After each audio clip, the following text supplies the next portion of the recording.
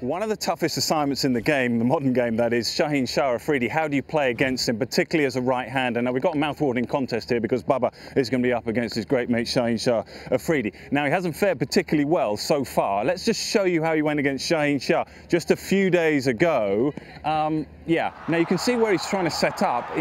Watch the replay, you can see that he's showing all three stumps, so he's slightly worried about the LBW and the ball coming back in. He then goes back and across, but he probably feels, having seen that dismissal, that he's exposing his stumps a little bit too much. Now, a couple of games later, he does something slightly different. Look closely, because he's playing against Mohammed Amir. He's covering his stumps now completely. That is his reaction to what happened against Shaheen Shah Afridi. Same shape in the ball, barely see the stumps. See that? You can barely see the stumps. Now, what that is doing in effect is, and all the best players do it, they're taking a slight adjustment to what happened. So first game against Shaheen Shah, he's setting up somewhere around here, showing the stumps, has his little trigger, goes back and across, and even when he gets to there, you can still see the stumps. Now, I think that Bubba's thinking, I'm letting him see too much of the stump. So his reaction to that is, okay, I'm going to set up a little bit further across, then come to here, and now he can't see my stumps. The problem is, now he can see that bang in front, and that's what Mohammed Amir is working on. So it's a bit of a difficult scenario here. What do you do? Look at Jason Roy. Jason Roy did it slightly differently.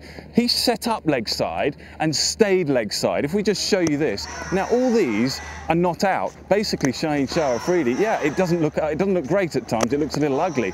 But Jason Roy has worked out that he's trying to take one mode of dismissal out for Shaheen Shah. He's trying to say to him, you're not going to get me out LBW. You might bowl me, but you're not going to get me out LBW. So in summary of all of that, yes, it is damn difficult because, by the way, you've still got to try and score. It's not all about survival. It's T20 cricket, so you're working out how you can score.